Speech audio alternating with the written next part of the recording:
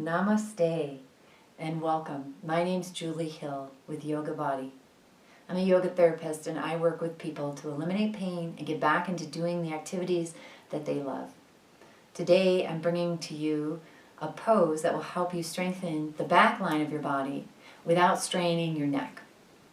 I'm bringing this because a lot of times we work with people and they start to build strength, but they bring a lot of strain and tension into their neck and shoulders. So we're going to be keeping our awareness around that area of our body as we start to feel the back line strengthen and the front line release.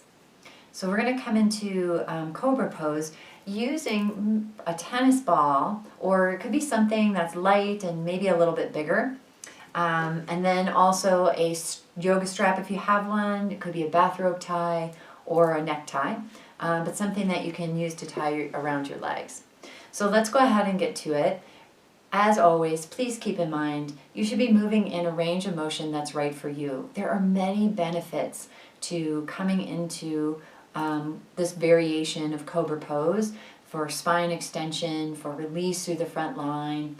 But we want to make sure that you're staying very aware of your movement patterns and that you're noticing the sensations that are arising for you. So no need to go too far. Really allow this to be a connection inside so that you go with what's right amount of movement for you. So we're going to come onto our belly.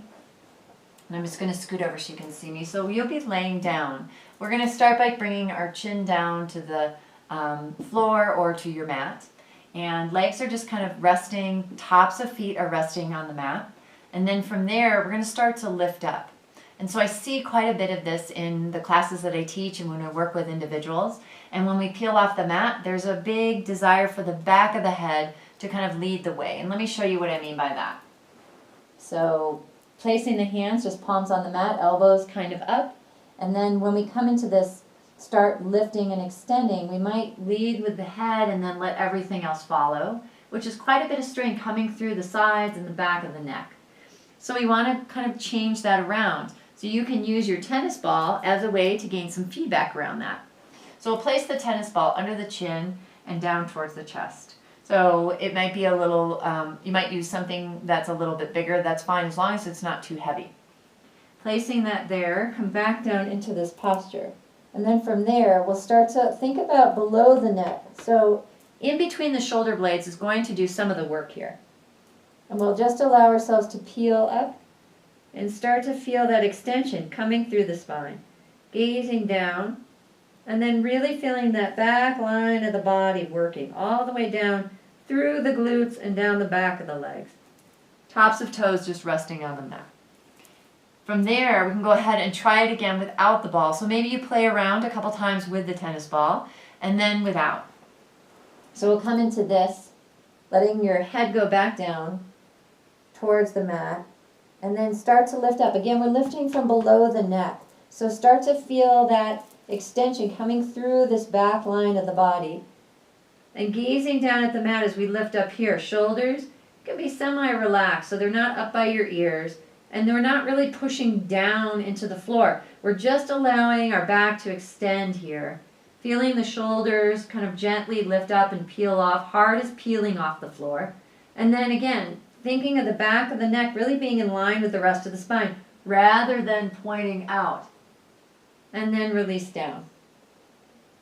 So when you come up into that posture, you could stay there for about 3 or 4 breaths and then release down and notice kind of how your neck is feeling, how you're feeling through that back line of your body. Are you building strength? Are you starting to release through here? We can also take it one step further and add a strap. Now I've already kind of put a buckle into place here, so I know it's the right size for me, but I want you to set the strap so you can tie a knot just as long as your legs are only go as wide as your hips and not any further. So we don't want the legs to kind of splay open here. We're just taking a different variation. Again, building strength through that back line. So we'll come down on our stomachs again. We'll do the same thing. You could add the tennis ball or you could just let your gaze go down and feel that lifting. We're going to start lifting the front line of the body and then eventually we'll add the legs. So from here, placing the hands, just letting them rest. We'll push down to get up. We'll go ahead and use that muscle strength to So extend the spine and lift through the heart. So starting to peel off. And then we can add the legs. So just pressing out into the strap and then letting them lift off of the floor as well. And then just staying here and breathing, feeling that back line of the body very active. Letting the shoulders remain relaxed, noticing what's going on with the sides of the neck, keeping the gaze down at the floor, and then release back down. So you can try that a couple times with the strap, see how it feels. You want a gentle press out into the strap and then lift up, and then notice how that feels coming through the back line. The other thing that you're going to want to pay attention to is when you're laying down on the floor, you can feel the two front of your hip bones, the ASIS, and your pubic bone kind of connecting to the floor. So when you come into Cobra, you don't necessarily want your pelvis tilting forward so that you feel heavy through the belly button, and you don't want it necessarily tilting back so that you feel heavy through the pubic bone or your tailbone coming down. You want it to stay nice and even on the floor. So just some other things to think about there. Kind of play around with this. Notice what comes up for you, and notice if you're able to kind of build that strength without bringing any strain into your neck or shoulders. I appreciate you taking time out to kind of play here with this posture, building strength with softness and ease in the breath and neck. If you have any questions, please reach out to me. You can email me at julie@yogabodylllc.com.